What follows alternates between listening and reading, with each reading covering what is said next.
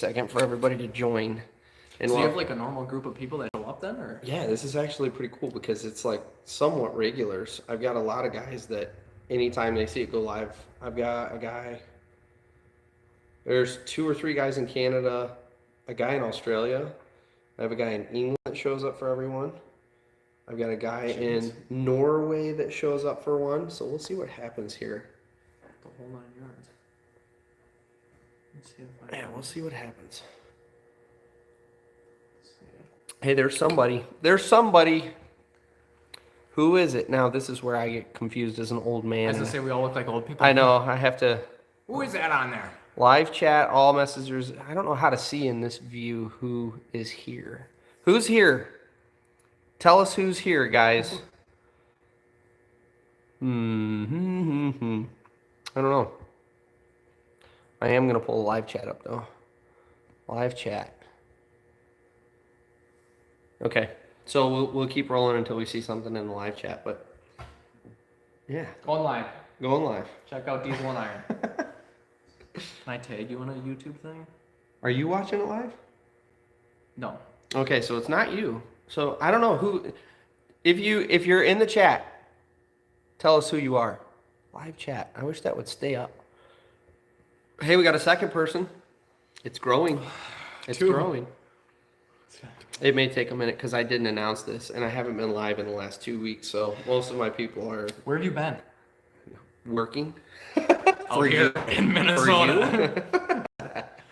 Thank God, too. We're up to 3. We're up to 3. Let's see what the live chat says.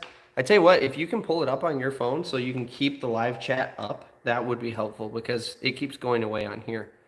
Oh, does it? If you guys say something in the chat, guys, so we can figure out if it's actually going to, you'll have to turn your volume down or we're going to get crazy delay. Oh, we're up to 5. Look at that. We're growing. We're growing. All right, come on. Somebody has to say something in the chat so we can see if the live chat's actually working on the screen. Hey, what's going on, Rupp? What's happening? What's up? So I'm in Minnesota. If you guys aren't aware, if you haven't been tracking me and following me, I'm in Minnesota working with Carson here. They really jumped in balls deep on this one and took on a sub-development. And your only experience in the true dirt world up till this point was? The biggest job we did in the dirt world was demoing out some concrete steps at an athletic dome in West St. Paul, Minnesota. And that we probably moved, I would say, like 3,000-4,000 cubic yards of material. That and like horse arenas, we probably moved a couple thousand yards of material on some horse arenas and stuff like that. But I mean, pretty straightforward, simple stuff where we're just kind of, where I meet the client, make a game plan more or less, or there's a general contractor involved that's like, hey, do this, this, and this. Now we're the prime contractor on this, and it's like. And how much dirt are you moving? You've done the math. Over 20,000 cubic yards. 20,000 cubic yards. So they jumped right in. There's not only the dirt that needs to be moved, but there's also storm sewer, which is why I'm here. Because I've done pipe work in the past at my old employer. Not the only reason you're here. Not the only reason. The main reason. One of the big ones, yeah. Basically, when Carson said what he was doing, I was like, yeah, I'm going to plan on coming out there and helping out. So, thank God. So yeah, that's what we're up to. So we're back to 4 people. We'll get there. I'm gonna call on some people here in a second if we can't get more interaction. In fact, hang on just a second, guys. I'm gonna rotate you. Oh, no, maybe not. Never mind. No, we're not gonna do that. There's 5. We're back up to 5. I'm sorry, guys. This is what happens when you do an impromptu live on the phone on the road. Ooh. Well, I've never done live myself, but once you go live, it stays live, doesn't it? Yeah, it stays live, and so so anyone playing back will see all of this, like all of us just generally chatting. So here in a second, we may just take off with a conversation of our own. I just generally like to hang out. So most of the time when I have these scheduled, I'll start with like 7 or 8 people like already there actively chatting. Yeah. And then it'll grow within like 10 minutes, I'll have 20 something people in there. Yeah. So anyway, good community. Yeah, it's an awesome community, but unfortunately because I've been on the road, hey, feel free to say hi in the comments, guys, because we're not getting any interaction. And you got to interact with me. That's how these live streams go. You got to drop a question or make a comment. So yeah, again, if you guys aren't familiar, we're up to 7 now. So if you guys aren't familiar, I'm out in Minnesota, right outside the town of Stillwater. And John, what's going on, man? Who's the new guy? There you go. Who's the new So yeah, that's what I was just explaining. This is Carson Schifsky. If you guys aren't familiar, I tell you what, you got it on your phone. Why don't you drop the link to your channel so that these guys can go subscribe to you? Can I do that? So you should be able to. I would think so. This is Carson Schifsky. We actually met on YouTube. Dirt Boss, what's happening, man? Dirt Boss is out of New York. I don't know if you follow him, but he's got a sweet channel. A little bit. So I'm out here in Minnesota with Carson. Carson has a channel. It is Schifsky Companies, or is it Carson It's just my Schifsky? name, It's Carson Carson Schifsky.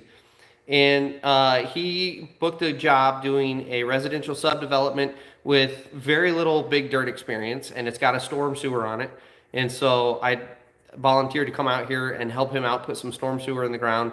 And so that is where I am, and that is the he new didn't guy. volunteer. We pretty much begged him until he would come out. I volunteered, and then as he got balls deep into it, he begged me to come out Yeah. because he recognized what he got himself into. So, More or less, that's how it turned out. Yeah. so that's Carson. So tell us a little bit about yourself and how you got in the industry. Well, my family's been in the industry their whole lives. I grew up with my dad, who's been doing this since '89. So I grew up around landscaping mostly. That's what we did, was design, build landscapes, like outdoor kitchens, patios, pools, whatever, pool decking, all that stuff.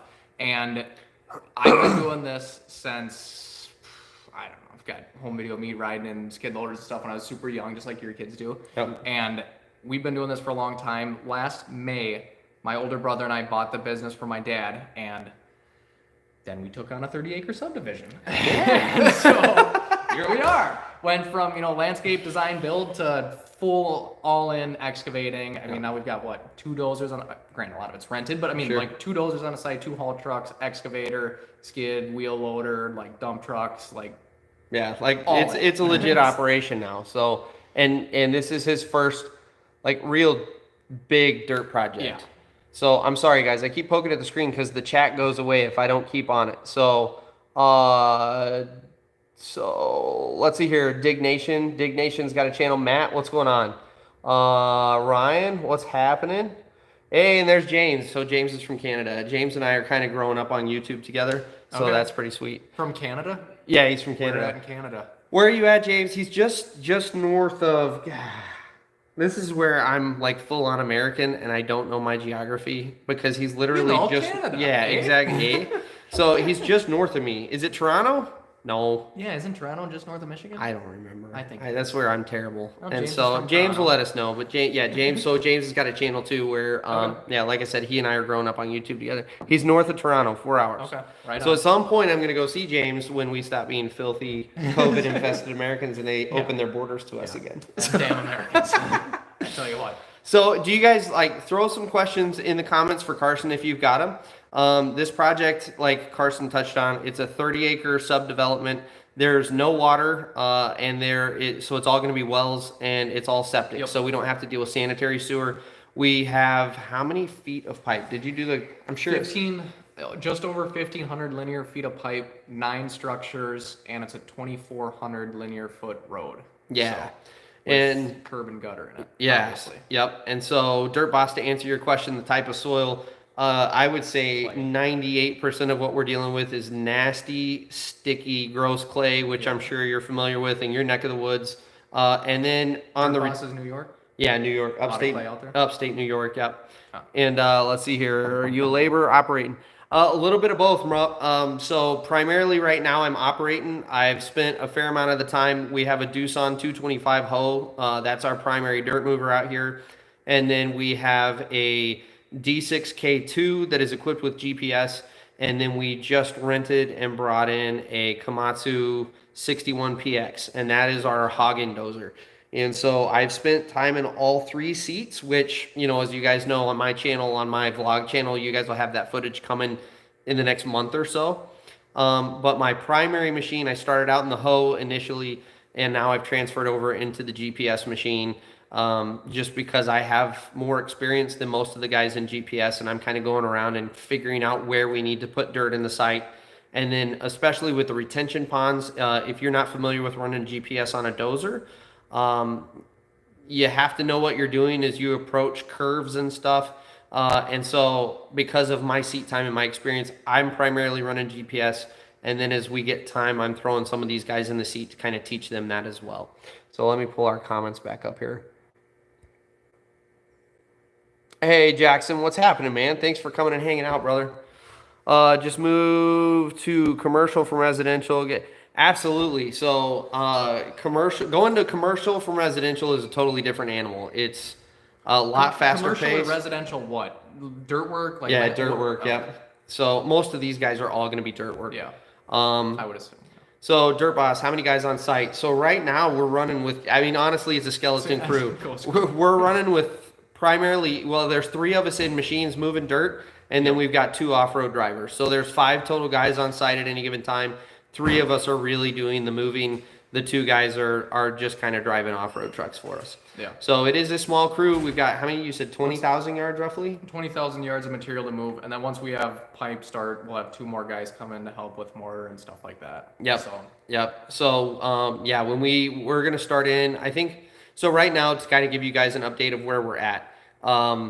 We have, I would say, probably 70 to 80% of the primary bulking done on this job. Yep. And we're working on, we've got 2 retention ponds in the very front of this sub. One is an absolute monster. It's the one we're working on right now. And then we've got this little guy that feeds into the big one. The one when we were in it the other day, when I showed up, I'm just the guy that shows up at the end. And Yeah, Carson comes out and acts like he does something. If you watch this, go subscribe to his channel real quick, and he's going to act like he did all this work, but you guys know the You'll secret. See a video in about a month. Yeah, that's right. So I just did this whole subdivision like, by look what I myself. took on. Yeah. No, but so I was down in the D6K, and literally down in the bottom of the retention pond, and the cuts there with the excavator loading trucks on the top side, and I'm looking out the window sitting in the D6K, and the cut's like right here above my eye level still, as I'm looking up at this PX61 or PX or P? CX 61 PX. 61 Yep. PX, yeah. Sitting up on the hill on top of me, and I was like, holy crap, like there's, at least 10 foot. Yeah, it's about a 10-foot cut at its steepest point. Now, the really impressive one that Carson really wasn't there for was our retention pond in the back of the property. And I want to say at the bottom of that thing, we're at like 16 foot below grade. So that sucker was massive and deep. And you guys will see it on the upcoming vlogs. It was freaking steep sides.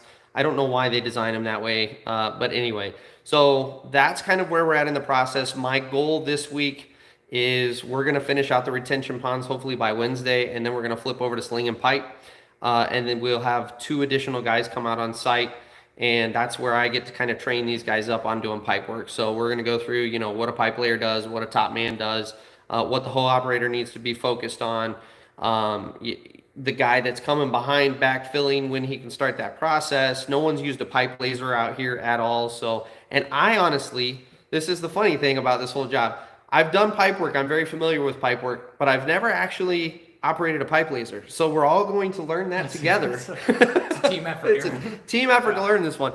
But we'll start slinging pipe. And in all honesty, if everything goes smoothly, I think the first 2 days are going to be painfully slow because it's just everyone learning what they need to be doing.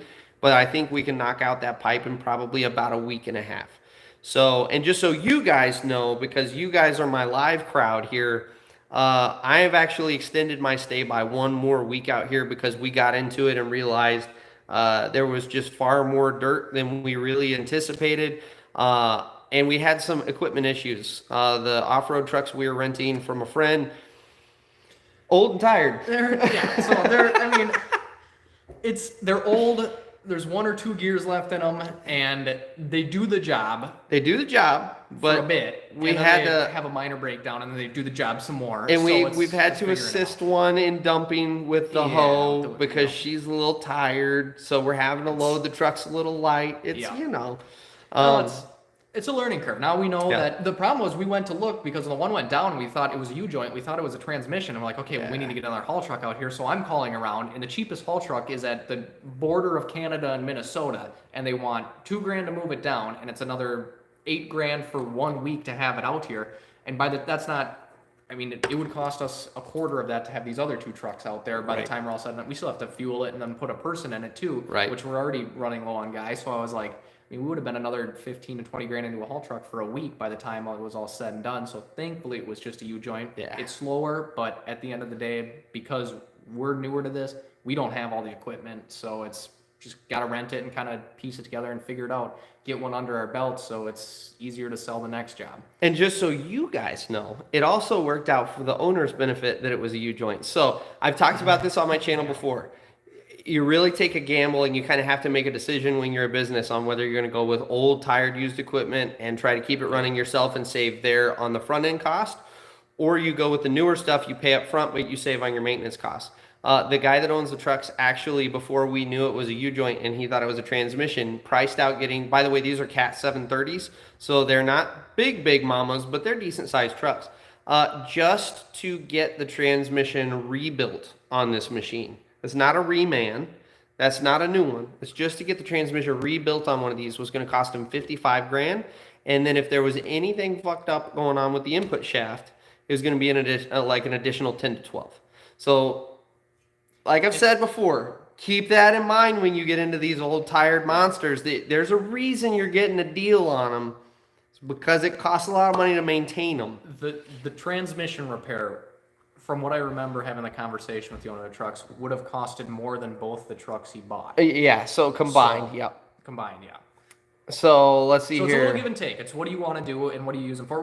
But it works out good for him because he doesn't necessarily. I mean, he's not like doing these large production sites all the time, week after week with them. It's we need them for a couple of weeks, and then we don't. Yeah. And so it works out well. So you got to know what you're doing. So Dirt Boss just gave you a compliment. He said, "Big balls jumping in that project with not much experience." I like it. Yeah, that's exactly what I said, boss. I was like, you got to hand it to them.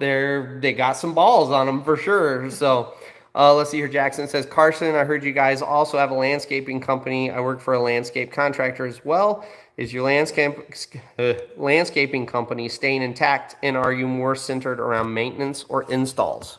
So we are mostly installs. We do maybe like out of like our landscape division, we'll call it, and our excavation division. This will be the first year that they're actually pretty close. Last year, landscaping did a lot more work than excavating, about double, and this year there'll be about even, partially because of this project alone.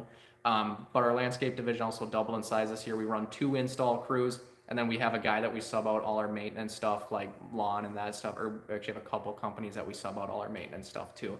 But I would say 10% of our work is in our landscape division, 10% is maintenance, the rest of it's design build. And that's what, when you were saying asking staying intact, that's why Brian was joking earlier about me just showing up at the end of the day, because I'm still trying to sell design and help manage 2 other landscape crews and a couple maintenance subs or whatever, and this and that, while keeping everything going on this project to the extent of making sure shipments are arriving with pipe and we have the right equipment and we're getting parts for broke down stuff and guys are going to show up, et cetera, et cetera. So yeah, it's been a lot of learning and a lot of me being at different ends of the world, from building a subdivision to the other day I was literally helping a crew cut posts on a pergola and getting a pergola ready. So I mean, it's just and totally different. First of all, I have to say, Brandon, thank you. He told me nice tan. That's how you can tell that Carson's legitimately been working me, is I have a tan because I've been out in the sun. So, and Camille, how are you? It's good to see you. Thanks for showing up. What I was about to say is Carson is learning. Like, it's a really good thing because these guys are at a tipping point in their business, and it's awesome. I've told them over and over, like, I'm super excited to kind of be here helping them through this, but Carson's kind of understanding that when you're the big boss and you start going into divisions, you don't get to come play on the toys anymore. And Carson's really discovering that on this project. It was fully his intention when I came out here that he was going to pretty much be there on site and kind of working with us alongside us. And the reality has turned into about every 2 to 3 days, Carson will be able to show up for anywhere from 45 minutes to a couple hours. You know, if he has the time, he'll jump in a seat and help out. But at the same time, a lot of times he's just out there to kind of check in, and I update him on the progress. And as much as that sucks for Carson, ultimately that's an awesome thing because that means he's got a lot of stuff going. So, you know, diversification in what these guys are doing is going to be key to helping them grow. And that's kind of why they were able to take on this learning experience is, you know, assuming they don't tank the job, which thankfully so far, you know, fingers crossed here, we haven't tanked the job.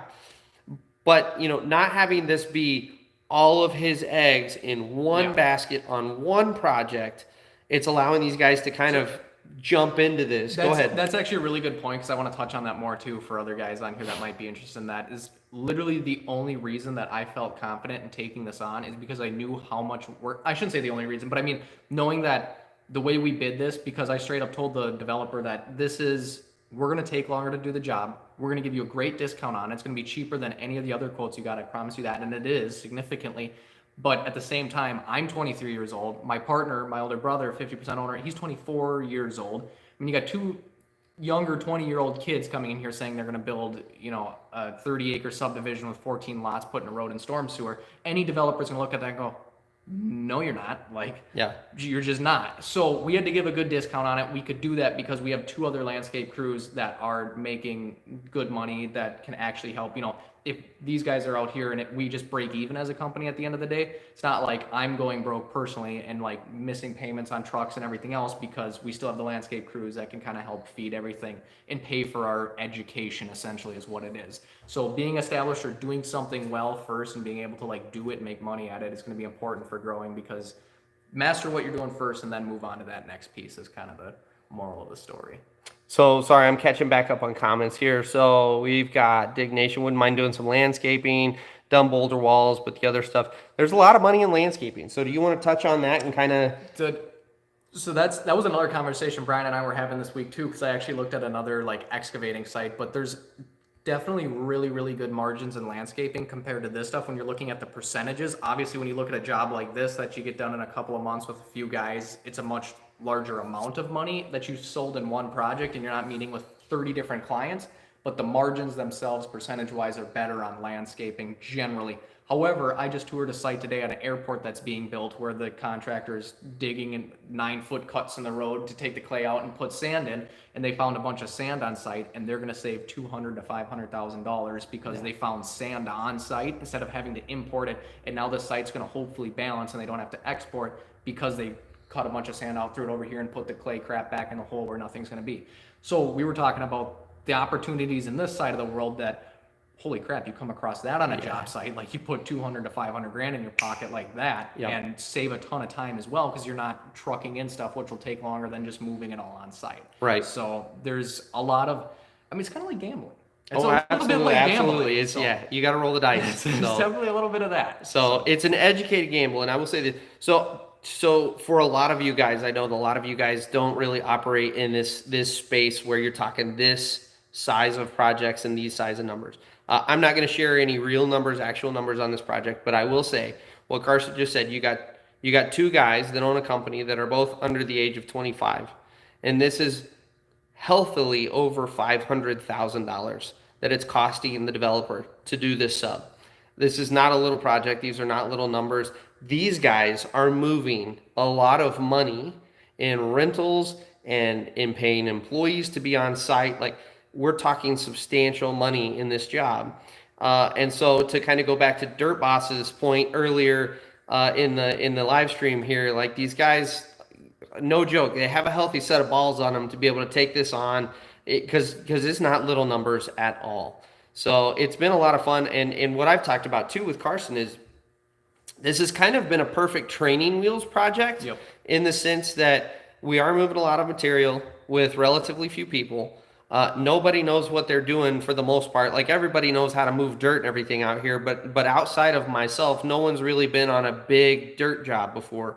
And so we're teaching guys literally how to load off-road trucks, and the differences on how you move the machines and load them versus an on-road truck, and how you need to think about moving material just within a site versus taking it off site. We're learning how to actually doze effectively and work in tandem with two dozers. And there's been just and even the experiences on the site. So I told Carson the other day, those haul trucks, we've had them go down multiple times because they're old, tired machines. And that's reality on a big dirt job. It never goes as planned. You don't always get these perfect situations where you work for 3 weeks straight with no breakdowns. And when these haul trucks go down, like, legit, that's our only way of getting material around on site. And so we've had to think really creatively and outside the box to keep the job site moving and productive. It's been a lot of jumping around and improvising. And so it's really been a great education for everyone, including myself, because in all honesty, this is the first dirt job I've ever ran, if you will. And so it's been a really great learning experience for all of us on just how to think, which, by the way, we've got a Down and Dirty coming. And, obviously I got to get home and edit everything, But I do have a down and dirty coming where I talked specifically. There was one day in particular where we had a lot of balls up in the air that things had gone haywire and we were having to adapt and we were having to figure out. And I talked specifically like, this is what I'm thinking. This is why I'm thinking it. This is why we're going to jump to the back of the sub, even though we've spent the last 2 days working in the front of the sub. Like, there's a reason when you see guys on the side of the road bouncing from one end of the job to the other, there's logic behind it. And we kind of go through that. But this has been a really good job for that. And we talked about it on site the one day. We were talking about how we start the day planning one thing. Yep, that's a plan. By 10 o'clock, we stop and go, okay, we're going to switch and do this instead. Noon, you've got a different plan. 2 o'clock comes around, you're setting up something completely different for the next day, or, more or less different. Right. And every hour it's almost changing based on, especially on this, when it's A, your first one, B, like there's a lot of moving parts that you can't control, other people's trucks, rentals, things like that. Guys not showing up for work. Guys not showing up for work. We were just talking, I had 2 guys just call right now or text or whatever Sunday night that they can't show up tomorrow, not for this job, but for other we're going to have a conversation off the live stream. But just things you can't control as an owner or manager of a project or whatever it is that you have to be able to adjust on the fly, and people have to be able to, who's ever in charge of your site, whether it's you guys or if you have somebody out there running it, they have to be able to make a decision like on the fly and roll with it. And if it's the right one or the wrong one, you'll figure it out. But they have to be able to make a decision, because the worst thing is to sit there and not make a decision. Right. Sorry, the phone's bouncing, guys. I'm having to go back through the comments here. Brandon, so everyone on my live stream knows I hate JCB, so they constantly give me shit about JCB. We have no JCB. If one showed up, I would tell them turn around and get off the job. So, Callie, what's going on, man? I know you said hi a little while back. I haven't gotten to it. What's going on, man? He's from France, I think, maybe from French Morocco. Are you from Morocco? Is that what? Am I interpreting that right? Morocco. Is Morocco? Yeah. Morocco's is it Morocco? I don't know. This is where we're dumb Americans. Right, we don't know about the world. Yeah, we don't know. We don't know where things are. We're Americans. We only know where America is. And Canada. Curious what you think of Miller. Good company. Miller Excavating in over here. I don't know. There's like 2 or 3 different Miller. There's actually 2 different Miller Excavatings on this side of the metro. I'd assume the red trucks is the Flesh that one out, yeah. Dylan, so we know which one you're talking about. Jackson. Carson, have you ever been to GIE? Love to go to that. I have not been to the GIE. I have been to ConExpo last year, and that was the most fun I think I've ever had. That was an absolute hoot. If you guys haven't gone to ConExpo, you need to go to that. That's the best time you'll ever have. John Deere. We don't have any John Deere on this job. We have a case loader, old tire case loader, but she pushes like a son of a bitch. You guys are saying it pushes we more were than D6K? We were out pushing the D6K with the freaking old. It's a 621D. Yeah. Like it's an old girl. Like legit. Now, in the defense of the D6, it's a LGP, so it's got super wide tracks and it's not the greatest for clay, but still that case is rocking it. We've got a Komatsu dozer. The Cat D6K2, and then we're rocking a Doosan 225 hoe. I don't speak French, Callie. I apologize. Flip that one over to English for me, and we will try to get it answered for you. Jason, don't feel bad. I work large dirt jobs, and they go like that a lot. Everyone has to be flexible. 100%. That's what I'm telling these guys. That this is, as much as it sucks, and I'm sure Carson has been sweating pretty hard in the evenings, sitting at home noodling everything, but that is, it's part of the dirt world, and you just adapt. Dylan said Miller out of Stillwater. And Brandon, no Volvos on this job, unfortunately, brother. Yeah. What was his question again about Miller? Miller, what do you think of the company out of Stillwater? I know the owners. I met him a few times. I think it's Scott and Steve. I know Steve. Good guy. We buy pretty much all of our aggregate from one of their pits for the most part. Soon to be competitors, I guess. Yeah. Decent company though.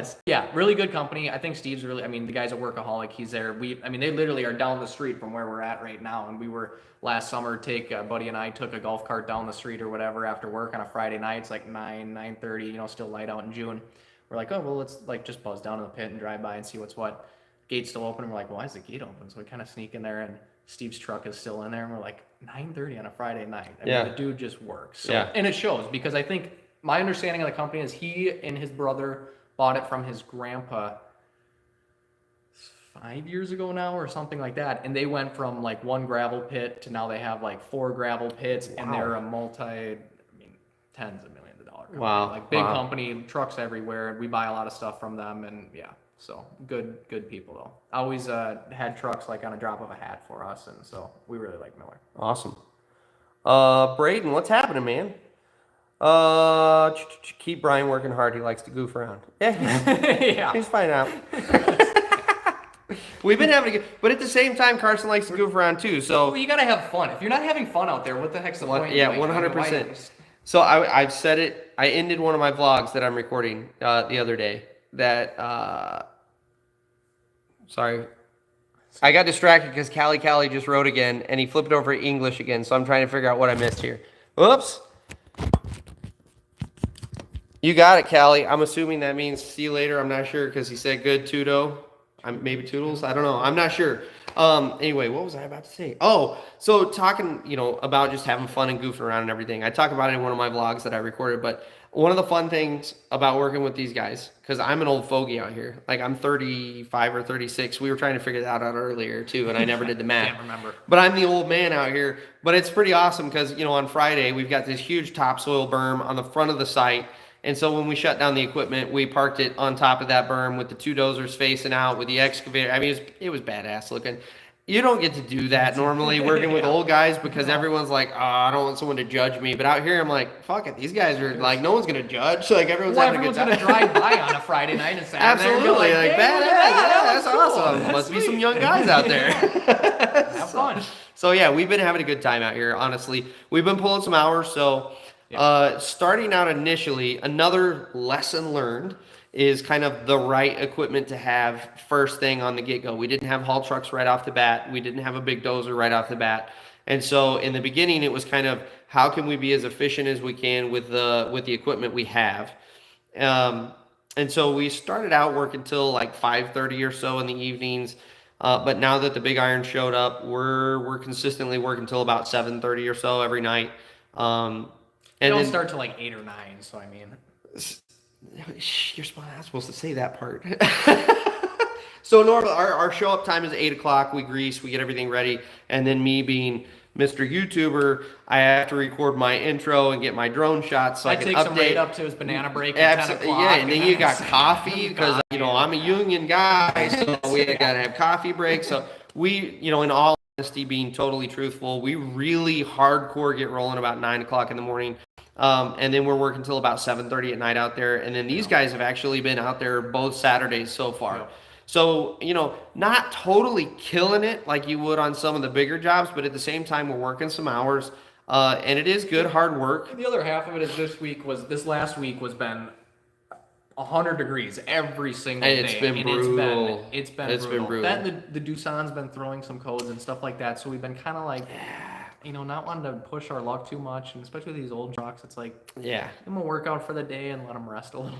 Yeah, so it's kind of been we'll take it a little easy on some of the equipment, but as a result, we're gonna work later into the evening because we haven't been able to move that material just during normal business hours. That's part of it. Part of it too is like Carson just said, it's been hot, unbelievably hot for Minnesota. But at the same time, we haven't had any rain really. We've been threatened with rain multiple times. In fact, it's kind of been irritating because we'll prep for rain and we'll hold off on doing things because rain's like legit on the radar coming, and then right before it gets to us, it dissipates. And so that's another aspect of the job that's kind of slowed us down. So we are pulling some more hours. These guys are working on some Saturdays as well.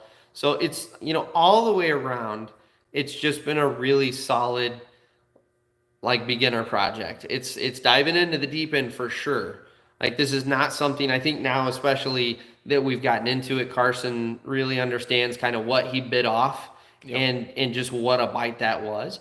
But at the same time, having some support, I'm not the only person he's got to call on. We do have another guy that's got some experience. He owned a company that did underground work. He's retired. He comes out and consults. So having guys to draw on, this was a manageable project. It's stressing him, it's stretching him, but as you guys, as anybody knows, you only grow when you stretch. And this one's stretching, and it's been really, really good. So it's been a good project. We're having a lot of fun on it. So yeah, and that was one of the things I was talking about when we were making a YouTube video out there the other day too, is for projects like this is not something I would have taken on without knowing I've got a couple people I can call on to help or have had some previous experience in doing this. Because I know a lot of guys I feel like get into this industry and they're like, they drive by a job site like this and like, that's what I want to do. I'm gonna build a company and we're gonna do that. It's gonna take you a long time. I've been doing this. Well, I've been doing the landscaping for like 8 or 9 years now.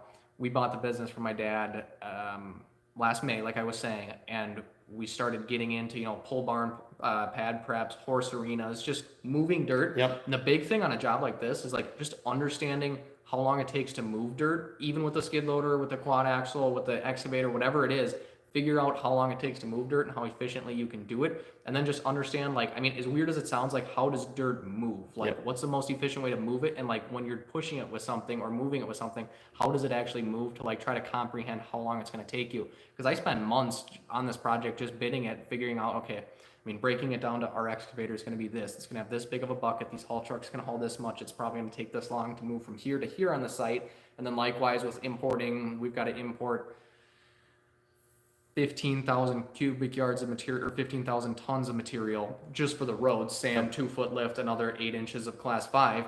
And okay, where's the nearest pit? How long is it going to take? How long is it going to take that truck to get loaded? The truck's going to drive slower than what Google Maps tells me. So like, I mean, just all these like little things you don't realize until you do it on a little project. And that's why you want to do it on a little project, because you're doing it on a $5,000-$10,000 project and you lose $500, that's great. But when you're doing it on a $500,000-$700,000 project and you lose $100,000 or $200,000, it's like, well, that wasn't as much fun as you thought it was. Yeah. So definitely a method of the madness of like starting small and just understanding it and growing. Like, granted, this was, I mean, going from a $60,000 dirt job to a, 10 times that at least. Oh yeah, absolutely. Still a big jump, but you got to understand what you're doing a little bit too. Whew, you guys have been chatting. I had no idea. All right, let's see here. How many developments a year do you hope to do once you get going? I think once we get an efficient crew going, and the biggest thing with this right now is like our slow point is just not owning the equipment and being like able to control it 100%. Like Brian was saying, those haul trucks, they're slow. They've only got a couple of gears and they're all kind of like, eh. If we had our own haul trucks or even newer haul trucks that we rented, we could probably be, I would say, twice as efficient. Or if we had another excavator, it's just at some point, like renting so much equipment, it almost becomes ineffective or not like economical to do it. But I think we could probably do 3 of these to 4 of these a year, I would imagine. So to kind of catch up through the comments there, Jackson and a couple other guys, they're saying if you can get a backhoe on site, you should get a backhoe on site, because that's yet another thing that I hate, are backhoes. I hate backhoes. Like a loader backhoe? No, yeah, like a tractor backhoe. What would you do with that? Well, they're just saying, like, if there's any reason to get one out here, you should get one out here, because I love them so much. They're giving me shit because I hate backhoes. And so preferably a JCB backhoe, right, guys? So all right, if you're a JCB dealer, let's go. So basically, the whole crew I spent an entire season basically hauling balls on a 9-mile long job on a Cat 420 backhoe. Oh, right, 420, yeah. Doing, what was I doing? Like God, I'm going brain fart right now. What are the little dams we were talking to? Check dams. Yeah, check dams for erosion control. Yep. Dude, it bounced the piss out of me all season long. And I was always off this weird, funky grade, so you're having to post yourself up on the outriggers in a goofy way. You didn't have any leverage to work with anything. I hate backhoes now. I've never even ran one, and I don't like them, honestly, unless you're like doing sewer and water in a city or something where you can just drive it from site to site, and it's just easy. You don't have to trailer it. Like, I honestly don't know what they're used for other than that. I know. What else are you going to use it for? Out on the farm. So if you, JCB, get us a backhoe out here, we will drive it. And talk mad crap about it. And we will make fun of it. And I will dog it. And I hate backhoes. And I don't like JCB. I'm sorry. Anyway, so any other questions for Carson? Because honestly, guys, we're over actually. Carson and his family, like legit his whole family. His brother's here. We're at his parents' house. They invited us over for a barbecue. And I was like, hey, you want to pop off for a minute and go live on the channel? So we're not going to stay super, super late. But let me know if you guys have more questions for Carson real quick before we go and sign off. So that is a good point. So EFIX, for curb and sidewalk, backhoes are actually relatively, I can't believe you're going to, EFIX, what's going on, first of all? I can't believe you're going to make me say this out loud, but that is a legitimate good job for a backhoe because you like building curb and sidewalk? Or? so yeah, dialing it in. So when you've got generally on big road jobs, what you do is you have the curbing machine come through, Yeah. and then you have to prep the sidewalk behind them. Yeah. And backhoes are a really good tool for going along because you're marching down so fast. Like a mini isn't really the greatest machine for it. 'Cause you just keep going so quick. Yeah, with the wheels. and it's so backhoes are, I will say that's the one area that backhoes are halfway decent. So Very nice. yeah, 325, very nice. Brandon, I have tried the White Monster. I totally forgot to update you. So Monster's bought my one the thing. other day. Yeah, so I actually had Carson buy me a White Monster. You sold me, man. You took me off a green Monster. So everyone on this channel I'm a knows. Red Bull guy, but Yeah, he's a Red Bull guy, so I won't judge. But Monster's my thing. And so, and I tell everyone like this industry is driven off of Monster. Like that's what fuels everyone. I mean, how many go to a gas station 6 o'clock in the morning, high vis everywhere. Yes. Monsters gone. Gone, yeah. Guaranteed. Absolutely. Promise you. Quick Trip if you're in the Midwest, packed. Well, and so these guys have been recommending like everyone's got their own Monster color that they like, and so these guys have been recommending different ones. And so far, I haven't liked any of them. And Brandon, Wasn't the white the sugar free? yeah, and that's why I was like, this is gonna taste like garbage. It's gonna be crap. Yeah. And I will say, coming from the green Monster, like the initial taste was like, ooh, ooh, ooh, and after like the third or fourth sip, It's an acquired taste. it is. But I'll tell you what truly, it wasn't terrible. It wasn't terrible. But I'll tell you what truly sold me is the green Monster is, I can't remember if it's 120 or 220 calories per can. Like it's a meal watching in your a weight? can. And the white Monster is 10 calories. I was like, I'm sold. Like So the flavor's I'm good a green enough. monster guy then, I guess. Yeah, I dude. put on a couple pounds. Oh over my here. gosh, that white Monster in it. So Brandon, you have changed my Monster regime. I am now a white Monster guy. Thanks to you, brother. You cracked me, man. You cracked me. So Look at that. yeah, Look at that. even old guys are capable of change. So 210 per. Yeah, it's unreal how many calories are in those things. So. Jackson, Dr. Pepper, believe it or not, I'm originally from Texas. I was born in the city where Dr. Pepper comes from, Waco, Really? Texas. I'm a pepper man. Absolutely. Dr. Pepper. Dr. Pepper. So, EFIX, I really like like the purple amp, but Pepsi doesn't make it anymore. So, Remember when Dale Earnhardt Jr. raced and they had the amp car, the 88 yeah. amp car? And I tried amp and Good I old hated days. it. I tried to like amp and I wasn't a fan. So, let's see here. Camille, did you see the black excavator? I bet you're talking about the one on Taylor's channel. Yes, Ken White Construct. Have you seen that? Yeah. Yeah, That's that's a a cool badass machine. That's a cool machine. And he's got the rotator on it. Like, That's- it's a sick machine. Yes, that is an awesome machine, Camille. Yeah, a lot. That's, yeah. Big money. Yes, 100%. Let's see here. Why do we love the job? Well, I'll let you go first. Why do you love the job? Who doesn't? I grew up literally about 50 feet that way in a sandbox with my older brother Colton, building canals with Tonka trucks and stuff like that. Whole childhood doing that. Then started doing it in real life. And I mean, you're a big kid. Now, obviously, like we were talking about, I spend more time meeting with people and talking and working in front of the computer, which sucks, which is like why I like to come out there and play on the equipment. But I mean, you just play on equipment all day. Like, why do you not like that? And one of the best things is you can build, like for us, we're gonna build this whole road, and by the time we're done, road's gonna hopefully be there forever. But we're gonna be able to drive by that forever and go, yeah, we built that whole road. Yeah. Like, then I'm gonna go out there and sneak my name in the concrete when we Absolutely. Put a little You stamp gotta- on yeah, there. absolutely. You got to scratch it in there. Put it right on the entrance. Boom. Yeah, absolutely. Big stamp, but So that'll be cool. Yeah, so and I'm kind of similar. So as you guys have heard me talk about before, like growing up, my first word was backhoe. I've always been into Tonkas and playing in the dirt. I love running equipment. I like watching the equipment. We were talking about it at dinner actually tonight.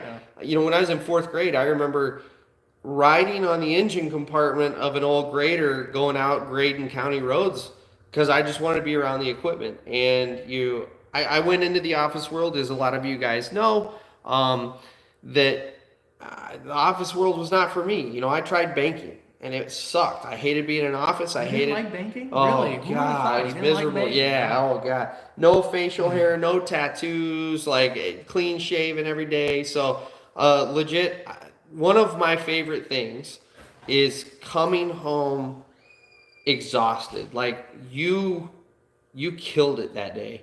And like Carson said too, at the end of that project, you get to drive by that and go, I built that. Like legit, that was a field before we came in and changed it. And it will Literally. forever be a subdivision where people have homes and families and it will be there for the next 70 plus years. We did that. Yeah. So that's a really fulfilling. It'll be very cool to be able to put. I mean, that'll be something that like for the rest of my life, I'll be able to show, my kids someday down the road, like this is the first road we ever built. Like here it is. By then it'll be probably repaved 8 times, but. Right. That's all right though. That's all right. We put our structures Hopefully in and they ain't repave moving. it. Yeah.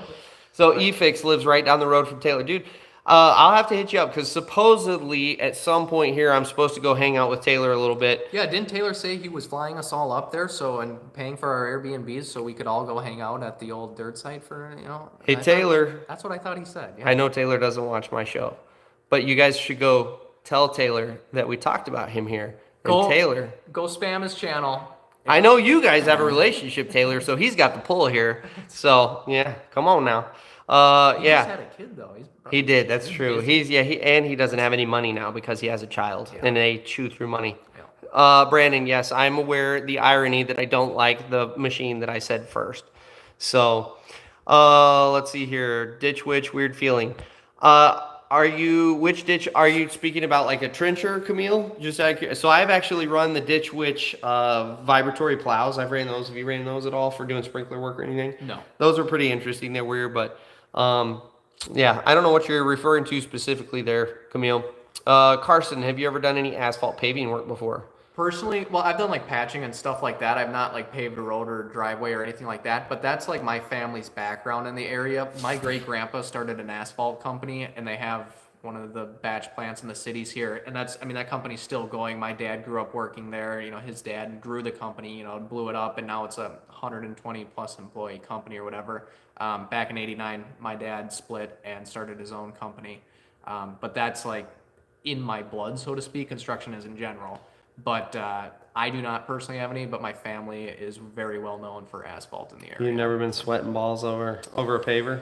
No, I've never really wanted to. Lucky man. No, it's terrible. It's terrible. Sound like much fun. Yeah. Let's see here. D Sweet. Hey, thanks, man. I appreciate that. So he said, what's going on? New sub from SoCal. Grade checker out of Local 12. Awesome. We've been talking a lot about grade checkers. Yeah. A lot about grade checkers because we're using GPS on this site, which I know you grade checkers have kind of converted a lot of that over. Yeah. But I've been walking. So again, if you guys are not familiar, if you didn't tune in for the beginning of this, Carson is 22, 23.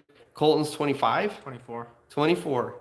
Like these guys don't know what grade checkers used to do, and I've walked them through what grade checkers used to do. That's what we were talking about the one day. I was like thinking about it. We're like, Jesus, like I really would not want to try to build this road without GPS. And then he explained like how you would like the do process, it without GPS, old school, and I was like, dozing over the grade check marks, and you got to hit your respect marks for you guys. Like, and that did do that. Like, holy smokes, that is crazy. I mean, that is literally an art. Yes. So awesome, D Sweet. Thanks for the sub, man. I appreciate it. Let's see here. Yes, that is D Sweet. 100%. We affect the earth. That is, and the other thing that we've been talking about through this job, is we're doing it with 5 guys. Like 2 of them are running haul trucks, and there's 3 of us in like the other pieces of equipment, the dozers and the excavator. It's 5 guys moving a shitload of dirt, and we're totally changing the landscape. There's a subdivision down the road that the competitor that also been on this project is doing, and they've got at least double the amount of equipment that's out there.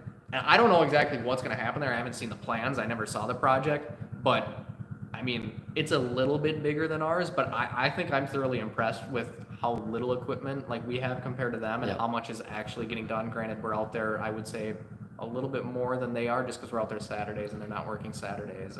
And not to brag too hard, it's also like you can put a bunch of manpower on it. Yeah, and it's not even a brag. It's just more of like, we've never done this. That's a company that's been doing it for 20, 30 years. Right. And like the fact that we can, I shouldn't say we're not doing a better job than them. I mean, in a timeline perspective. Sure. But I mean, the fact that we can compete like on that level going into this, big part of it's this guy, but it's a proud moment for me. It is a proud moment for me that I've always looked at projects like this, wanted to do them. I mean, I used to, after working landscaping on the crew years ago, I'd just go walk through the developments that we were working in, new developments, and I'd look at the equipment and I'd, walk on it, whatever, and be like, wow, this is cool, get pictures with it or whatever. Like, I'd love to do this someday, but I just could never see working for somebody else. I wanted to work for myself. So the fact that we're actually like there now, starting to do that stuff, I mean, it's a really proud moment for me. It's really cool. And what I was going to say too is, when you start getting into, and you guys, unfortunately, we'll get to this point too, where this division of your company gets big enough that you no longer can really do one-on-one training with people, and you start hiring just people, some guys that are in the industry and can operate the machines.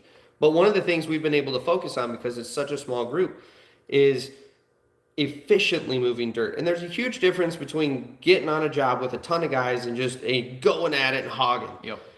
There's a difference between that and really everyone knowing the most efficient method to move dirt, dozing downhill whenever possible, setting the haul trucks up on a certain run so that they're working most efficiently, working your closest fills to your cuts as opposed to hauling it all over the sub. There's just so much more planning that goes on, where we could go out there with a ton of manpower and move about the same amount of dirt as the 5 guys are that we're moving right now. And really it boils down to your approach and how efficient you are. And that's really what's been a really cool aspect of this as well. And those of you who watch the vlog and follow along too, like Rick and I, a lot of times it's just me and Rick on these huge dirt jobs, and we're able to get a ton accomplished.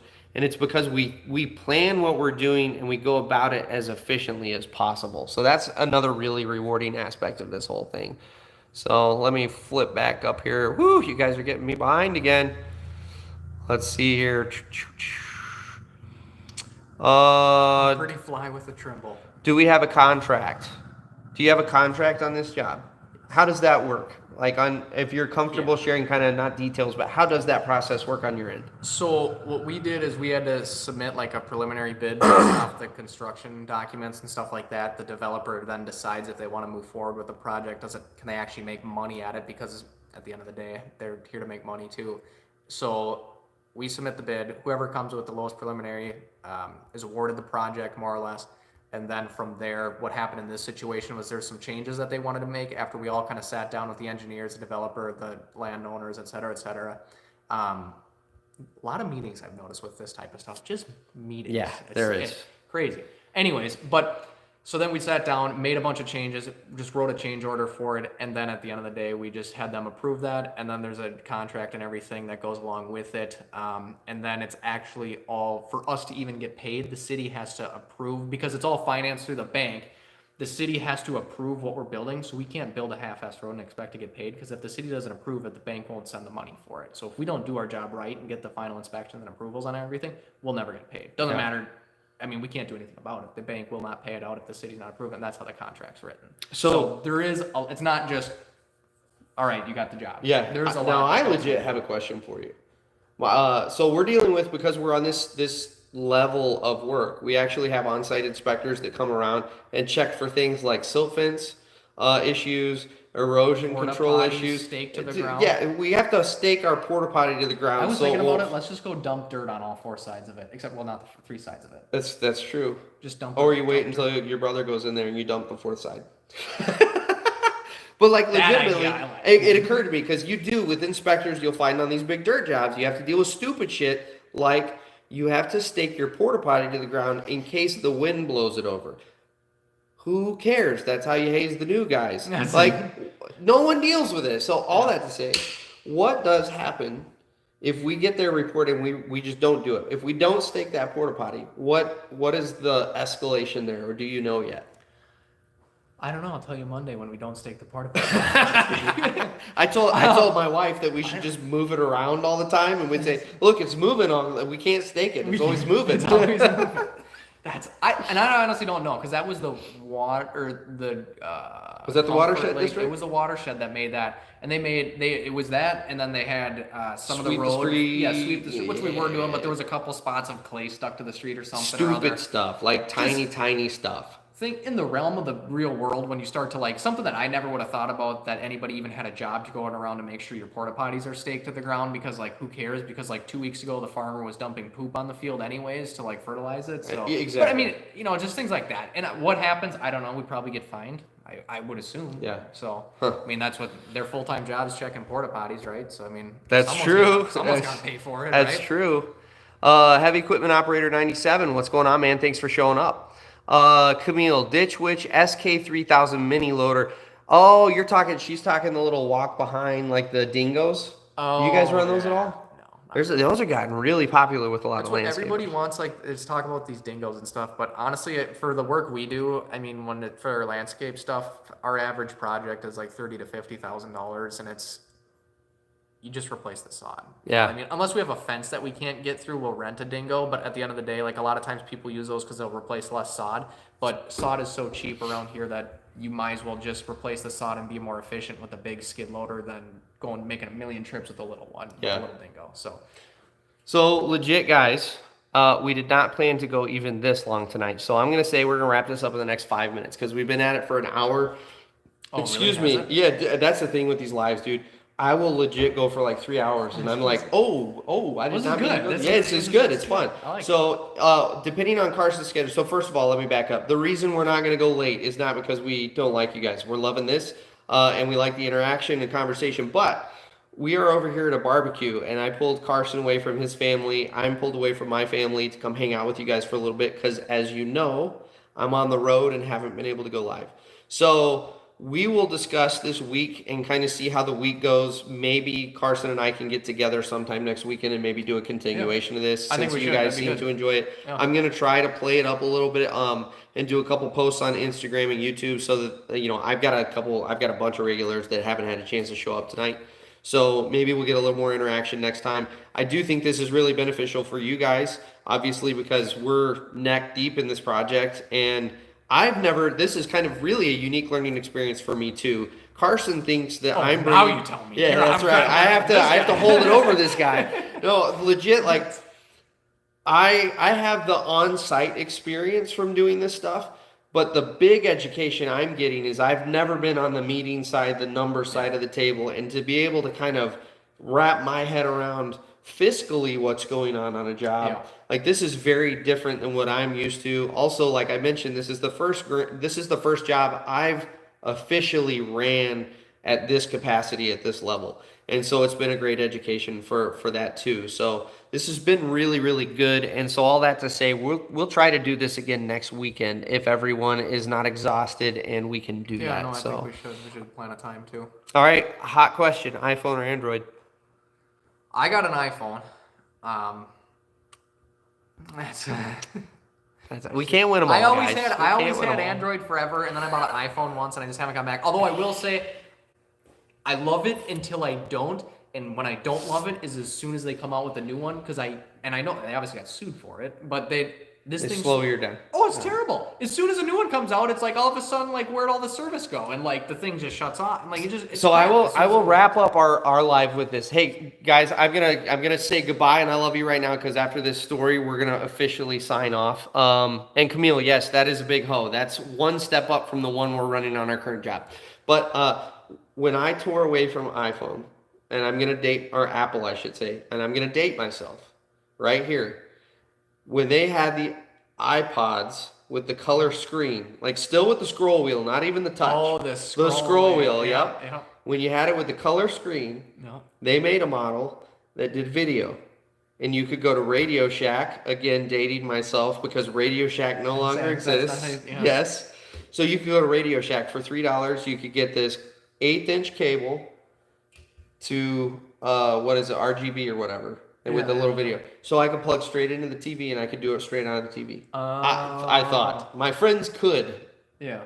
So I go out and I'm like, there's no better time to upgrade because I can do video off of it. So I go out, I buy my new iPod with the color screen. I'm super excited. I'm also depressed because I just blew through, I think they were like $350 at the time, which was a lot of money. And I go plug this thing into the TV and it will not connect. It will not connect. And I'm trying everything. I'm going through the settings. Come to find out, Apple had caught on that people were doing that. So they put a chip in their cable that communicated with the iPod. So it would only work with Apple's cable. And Apple's cable was like $35. And that's where I went, I'm going Android. And I've never looked back. So with that being said, guys, we've been at it for a full hour. I really appreciate you guys hanging out. Oh yeah, whatever, Braden. So anyway, Camille, everyone, Braden. I think Jackson had to run, but a lot of you guys, thank you guys for hanging out. Thanks for all the new guys that showed up. Keep an eye out this week. I will try to do a couple messages on here to let you guys know roughly what time we're going to go live next weekend if we go live. So keep a heads up, and we'll catch you guys sometime next week. And now I have to figure out how to shut this thing off. We'll see you guys later. See you guys. That's pretty fun.